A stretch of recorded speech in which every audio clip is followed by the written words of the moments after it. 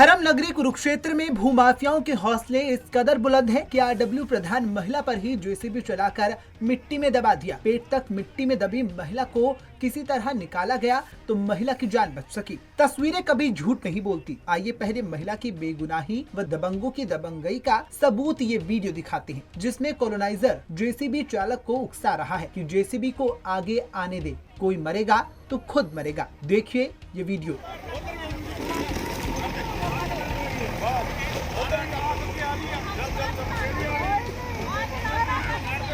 तेरा दाना पट्टू मदराज को रुक जा जरा दरअसल कुरुक्षेत्र की जिंदल सिटी के साथ नई कॉलोनी काट रहे कॉलोनाइजर ने सड़क बनाई तो अंडरग्राउंड बिजली की तारें कट गई और जिंदल सिटी की बत्ती गुल हो गई, जिसे ठीक कराने को लेकर विवाद हुआ। जिंदल सिटी आरडब्ल्यूए प्रधान पूनम चहल कहती हैं कि सड़क बनाने में बिजली की तार कट गई थी और वहां खुदाई हो रही थी, लेकिन जैसे ही वह नीचे देखने उतरी कि डबल वायरिंग हुई है या नहीं, तो इसी दौरान उन पर जेसीबी चलाकर उन्हें पेट तक मिट्टी से दबा दिया गया। यही नहीं, इस दौरान उन्होंने कॉलोनाइजर द्वारा भद्दी भाषा बोलने के आरोप लगाए। वहीं उन्होंने कहा कि पुलिस दोषियों के साथ मिली हुई है और उनकी शिकायत के बावजूद भी कोई कार्रवाई नहीं की जा रही है। जब वो सड़क बना रहे थे उस दौरान जो है हमारी जिंदल सिटी में वायर इलेक्ट्रिसिटी जो है अंडरग्राउंड है, तो वो उसमें फ्लक्चुएशन आ गई, उसमें डिस्टर्बेंस आ गई।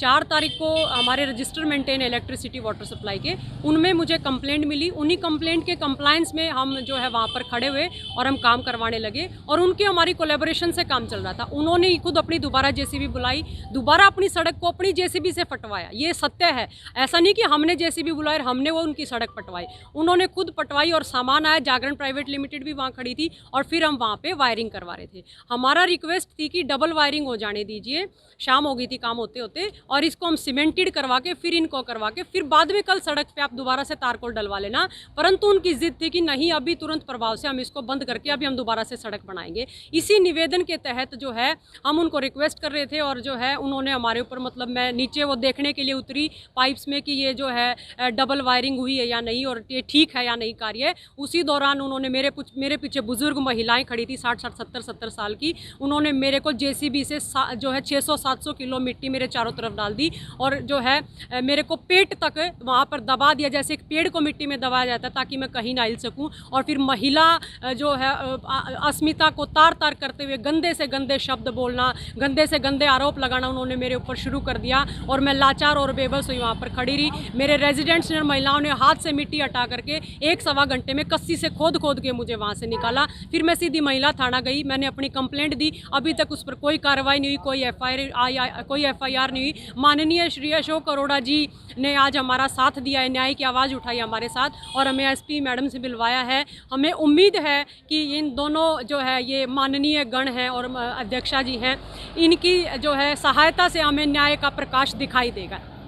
मेरी एक ही जो है मतलब कि मैं गुहार लगाती हूँ कि उन दोषियों ने जिन्होंने मेरे ऊपर व्यक्तिगत प्रहार किया और 10 बंदे थे, उन्होंने कहा कि जाने दो, मार दो, उनको क्या अधिकार है? मैं वहाँ प्रधान पद के साथ खड़ी थी। मेरी अगर मैं बेहोश होकर गिर जाती, मेरे मुंह पे मिट्टी गिर जाती, जेसीबी का इतना चौड़ा पंजा होता है, उसमें 50-60 किलो मिट्टी एक साथ आती है, आज मेरे बच्चे सड़कों पर होते, मेरे परिवार का क्या होता? वहीं कांग्रेस के कद्दावर नेता व पूर्व मंत्री अशोक अरोड़ा ने पुलिस अधीक्षक से मिलने के बाद कहा कि ये कहां का इंसाफ है कि महिला पर जेसीबी चलाकर उसे पेट तक मिट्टी में दबा दो और चिल्ला कर कहो कि मरती है तो मरने दो। ये गुंडागर्दी तो प्रदेश में पहले कभी देखने को नहीं मिली है। अरोड़ा के अनुसार आरोपियों के खिलाफ अटेम्प्ट टू मर्डर का केस दर्ज होना चाहिए, लेकिन पुलिस कार्रवाई नहीं कर रही है। जिंदल के अंदर जिंदल सिटी जो बना हुआ है, इसमें किस प्रकार से गुंडागर्दी लगातार हो रही है, उसके बारे में हम आज एसपी को मिला था। मैंने ये कहा कि कोई भी व्यक्ति कानून से बाहर जाता है, उसके खिलाफ कार्रवाई होनी चाहिए। जिंदल सिटी के साथ लगती एक कॉलोनी काटी जा रही है जिसको दीनदयाल उपाध्याय के नाम पे लाइसेंस मिला हुआ है।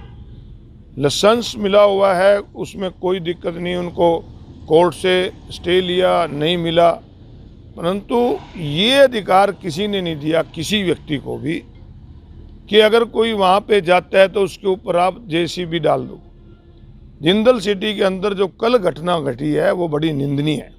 किस प्रकार से एक महिला जो वहाँ की वेलफेयर की प्रधान है, वहाँ पर जिंदल सिटी की जो जागरण डेवलपर है, वहाँ पर जो केबल टूट गई थी, उन्होंने अपनी खाई खोद दी थी, उसको केबल अंडरग्राउंड को ठीक कर रहे थे, और वहाँ पर किस प्रकार से उस महिला के ऊपर जेसीबी चढ़ा दी, उस महिला को पेट तक मिट्टी में से दाब दिया, और आप सीधा वीडियो देख सकते हैं, वो कह रहे हैं चढ़ा दो ऊपर, कोई मरता है मरने दो। तो मैंने एसपी मैडम से कहा है कि इस प्रकार की गुंडागर्दी मैंने हरियाणा प्रदेश में तो आज तक देखी नहीं है कि किसी के ऊपर आप जेसीबी चढ़ाने का प्रयास किया। मैं ये बात भी अगर उनकी मान लूँ कि उनके पास कोर्ट के ऑर्डर हैं, ये कंटेम्प्ट ऑफ कोर्ट बनती है, तो कंटेम्प्ट ऑफ कोर्ट के लिए कोर्ट जाना चाहिए था। अगर उसको कोई ज़बरदस्ती उठाने की बात आती तो पुलिस के पास कंप्लेंट करते, पुलिस वहाँ से उसको उठाती, परंतु हरियाणा ने इस देश के किसी व्यक्ति को किसी के संविधान के अंदर, किसी कानून के अंदर ये अधिकार नहीं दिया कि वो अपना रास्ता लेने के लिए, चाहे वो जायज़ हो या नाजायज़ हो, किसी को मार दे या मारने की धमकी दे। तो हमने कहा कि ऐसे व्यक्तियों के खिलाफ कंडेम्प्ट ऑफ कोर्ट के अलावा जो जिनकी बनती है, ऐसे व्यक्तियों के ऊपर अटेम्प्ट टू मर्डर का पर्चा दर्ज होना चाहिए। वहीं इस मामले में ग्रीन होम डेवलपर के संजीव कुमार ने अपने ऊपर लगे हुए सभी आरोपों को गलत करार दिया और इस मामले में उन्होंने इसे पब्लिक स्टंट करार दिया। इस दौरान उन्होंने क्या कुछ कहा, वे आप भी सुनिए। लिए यहाँ भी मंशूरी इलेक्शन पता नहीं इसने लड़ना है, कोई कह रहा है इसने एमएलए का इलेक्शन लड़ना है। ये अपनी पब्लिसिटी के लिए हर रोज नए से नया काम कर रही है जी। हमारे को इतना इरिटेट कर दिया भाई साहब, इन्होंने इतना इरिटेट कर दिया, बता नहीं सकते। हम घर जाते हैं ना, हमारे बच्चे पूछते हैं पापा आज वो पूनम चहल तो नहीं लड़ी आपके साथ। हम इतने ज़्यादा मेंटली अपसेट कर दिया इस एक लेडी ने हमारे को जी। हमने ज़मीन पैसे दे के ज़मीन ली है, जितने की ज़मीन लिया उस हिसाब से हमने रजिस्ट्री करवा रखी है। हम तो कहीं पे गलत है ही नहीं करा, पर इरिटेट इतना ज़्यादा कर दिया। हर एक चीज़ की सहने की ना भाई साहब कोई शक्ति, कोई लिमिट होती है। ये हमारी को ना लिमिट को क्रॉस कर रही है। हमारा जो सब्र का ना बांध ये तोड़वाना चाहती है लेडी। कभी कुछ कहती है हमारे, कभी कोई आरोप लगाती है। हर मतलब के आपने कोई अपशब्द नहीं बोला? कुछ कोई ऐसी किसी को हमने कुछ नहीं बोला भाई साहब। जेसीबी के साथ मिट्टी डाल रहे थे, एकदम से आगे आई है, उसने छाल लगाई है। पहले उसने खाई के अंदर कुर्सियां डाली, उसके बाद वो एक दरी होती है और खाई के अंदर वो दरी रखने लगी। आपके पास अगर वो वीडियो होगी ना, आपको भी पता होगा वो वीडियो के अंदर क्या क्रिएट हो रहा है। हम इसके घर थोड़ी मिट्टी लेके डालने गए हैं, वहीं पे आगे जेसीबी के आगे आके अब देखो किसी सामने कुआं है उसमें चलते रहोगे, गिरोगे, नुकसान तो होना ही है भाई साहब। गौरतलब है कि इस मामले में वीडियो को देखने के बाद कांग्रेस नेता व पूर्व मंत्री अशोक अरोड़ा ने पुलिस से मामले में सख्त कार्रवाई की मांग की है। वहीं अब देखना ये होगा कि इस मामले में वीडियो सामने आने के बाद पुलिस द्वारा क्या कुछ कार्रवाई की जाती है।